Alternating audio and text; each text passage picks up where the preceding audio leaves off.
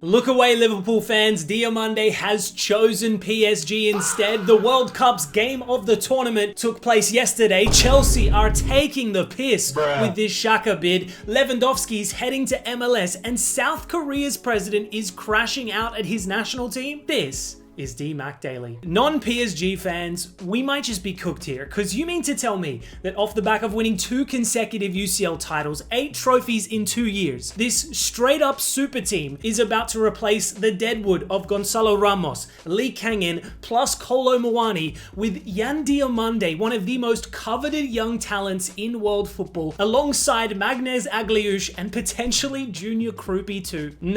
Nah, sound the alarm, this is not okay. But without further ado, we start with the Diomande news. Now, as we know, Liverpool were heavily interested in the Ivorian, so much so that they actively launched a bid in the region of 100 million euros, only for RB Leipzig to reject that bid, holding out for 130 mil instead, which seems absurd even for Diomande's lucrative status. But then I remembered the year is 2026. The market is beyond cooked. Elliot Anderson just sold for 116 million pounds. So for one of the most talented U20 wingers on the planet, it's probably not that baffling of an evaluation. Anyway, since then, it's been reported that Diomande's father was a PSG fan and that Diomande himself stated, PSG is a team that I've loved since I was a little kid. It did appear as though PSG were in the ascendancy for this deal, and now David Ornstein, Romano, and Fabrice Hawkins have all corroborated on the same situation, that Diomande only wants PSG if he is to leave this summer. Now, from a Liverpool standpoint, disappointing for them, but I don't think it's the end of the world, because this looming transfer may actually open the door for a Barcola exit. More on that later. But as for Diomande's choice,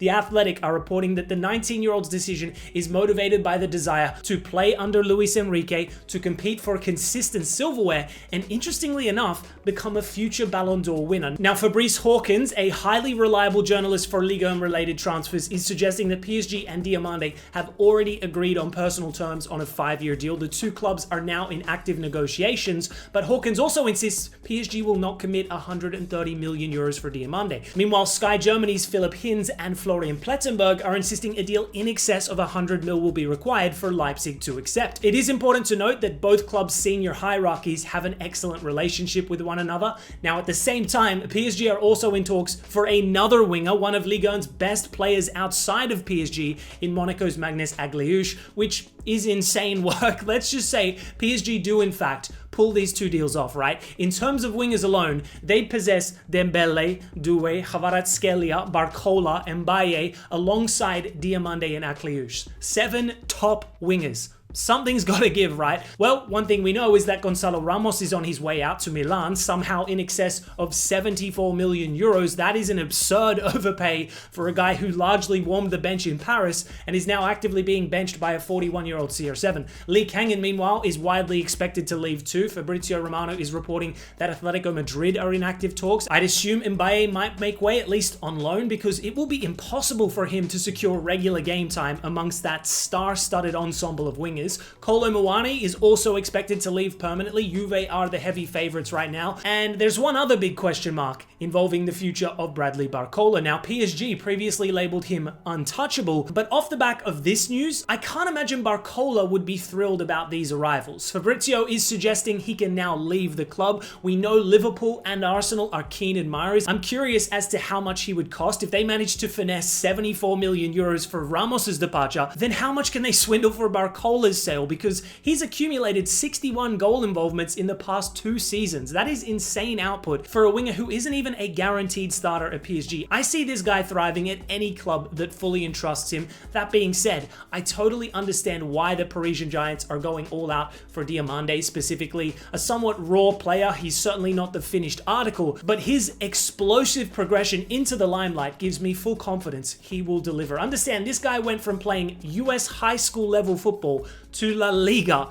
and upon being poached by RB Leipzig, he instantly became the Bundesliga's finest young talent. Then, off the back of a tremendous season, he's been a great watch at the World Cup too, so why wouldn't PSG pursue a player like him, especially considering his public affinity for the club? My only question now is, how do you actively keep all the superstars happy here if these 2 deals come to fruition? Because I think Agliush could probably accept arriving as a squad player, filling that Lee Kang-in role of sort, but Diomande wouldn't join for this kind of money to then sit on the bench. So who of the three already established superstars are going to potentially see their playing time diminished as a result?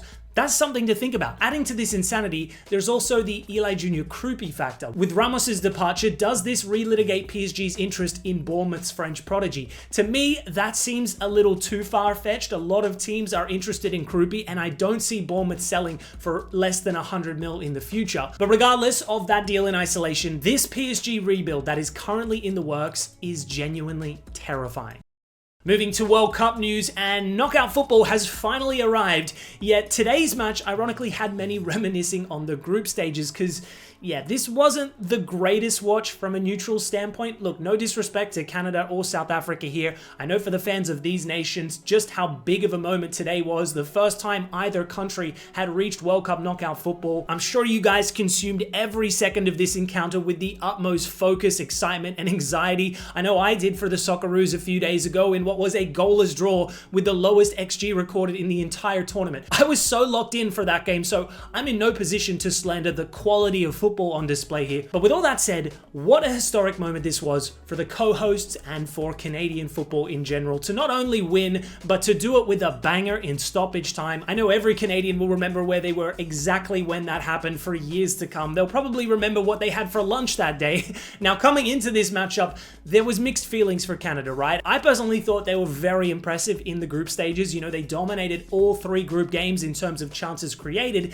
yet were quite wasteful in front of goal at times and susceptible to switching off defensively, which is why they only finished with 4 points, placing second on the table, which was still a great outcome. Sure, they made it out of the group stages for the first time, but having not secured top spot, they missed out on a round of 32 and potential round of 16 clash on home soil, so they didn't have the outright home advantage today playing in the US. However, like all three previous match days, they were the better team versus South Africa. Despite the magnitude of the occasion, Jesse Marsch's side approached this match with the same positive mentality. Their finishing was wayward at times, but they looked the more likely to score throughout this match. They were defensively assured, and that breakthrough would inevitably arrive in the 92nd minute. The ball reached Stefan Estequio on the edge of the box. He chests it down perfectly before hitting the half volley and finding the bottom left corner. A classy goal from a classy player. It's fitting that the Canadian who currently plies his trade at LAFC would deliver in Los Angeles Stadium. These script writers are undefeated. So the hosts now advance to the round of 16 where they'll face either Morocco or the Netherlands, two teams I could legit see making a deep run in the tournament. So it's going to be the tallest of orders, but the Canadians will believe. Defensively, this was their best performance of the entire tournament. Star player Alphonso Davies just returned to the side, and they've shown their pedigree in all 4 games. Even against Switzerland, I thought they were the better team, so they won't be a pushover with history on the line.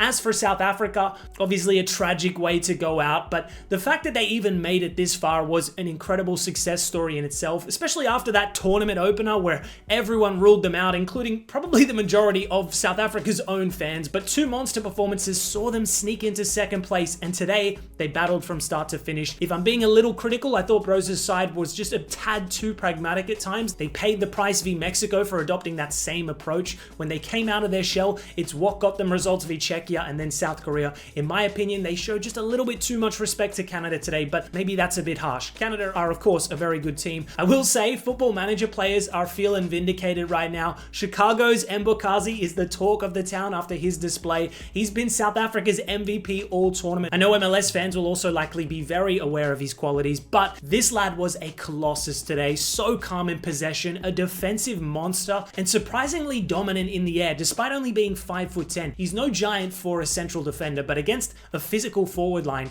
he won everything. Certainly living up to the FM hype. His Chicago Fire days are probably limited at this point, but yeah, that was the first of 16 knockout games completed. Hopefully some classics on the horizon, although I don't know if this tournament will be the same now without the GOAT Sitole. We head back to transfer news, and yesterday I touched on the bombshell news involving Granit Xhaka that Xabi Alonso is looking to bring his former Leverkusen leader to Stamford Bridge, and that the former Arsenal and now Sunderland captain actively wants the move. Well, now Chelsea have actually tabled their first bid, and honestly, this is is starting to look like an incredibly naive pursuit, because according to David Ornstein, Chelsea submitted an offer worth just £8 million. In the immediate aftermath, Sunderland have not only rejected it, but they've also told Chelsea that he is not for sale at any valuation. From Chelsea's side, they believe the proposal is fair, but from Sunderland's, it's a ridiculous offer. This is a player they signed from Leverkusen less than a year ago for £17.5 million. They made him captain. He then led them to European football for the first time in 53 years. Ironically, at the expense of Chelsea beating them on the final match day of the season. So why would Sunderland sell him for less than half of what they paid for 1 year later? Yes, Alonso knows him well. Yes, Chelsea badly need experience. And yes, at 33, his value is a lot lower than other midfield options in the market. But if Chelsea genuinely thought £8 million was going to tempt Sunderland here, they're out of their minds. I said this yesterday, that this transfer pursuit is going to be incredibly difficult to pull off, because I don't think you can justify a significant transfer fee for a soon-to-be 34-year-old player, but this player is of the utmost importance to the Sunderland project. So unless they offer huge money or the player completely throws the toys out the pram doing his best Isak impression, then I can't envision Sunderland accepting anything below £20 million.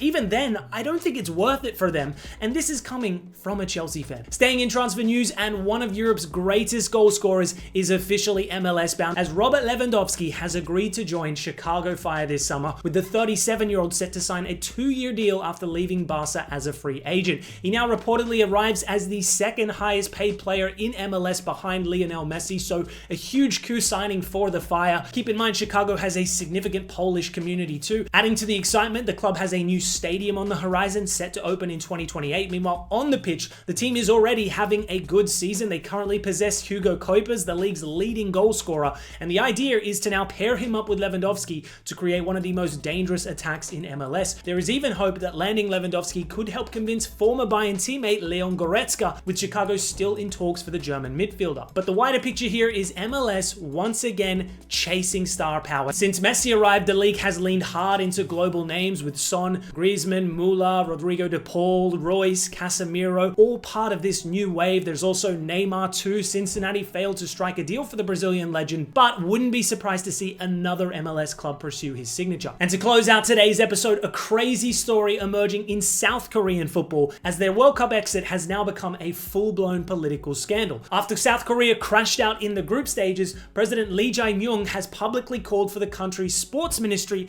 to investigate what went wrong, saying he was not just taken aback by the result, but, quote, utterly baffled. A pretty extraordinary level of government critique in football. Now, on the pitch, the campaign was obviously a disaster. South Korea were the second highest ranked team in their group. They started positively, defeating Czechia 2-1, but then lost to Mexico and South Africa, finishing on 3 points, and failed to progress as one of the best third-placed teams. So for a country that actively expects to be in the knockouts, that is simply unacceptable. But this is clearly about more than 3 games, right? The manager, Hong Myung-byo, has now resigned, taking responsibility for the tournament, but this controversy goes back to his initial appointment in 2024. At the time, the sports ministry had already criticized the Korean FA's process, suggesting their managerial interview process was flawed, something the Korean FA categorically denies. So now the president is getting involved, implying that if taxpayer money actively goes into this national team project, and if the Football Federation is making poor or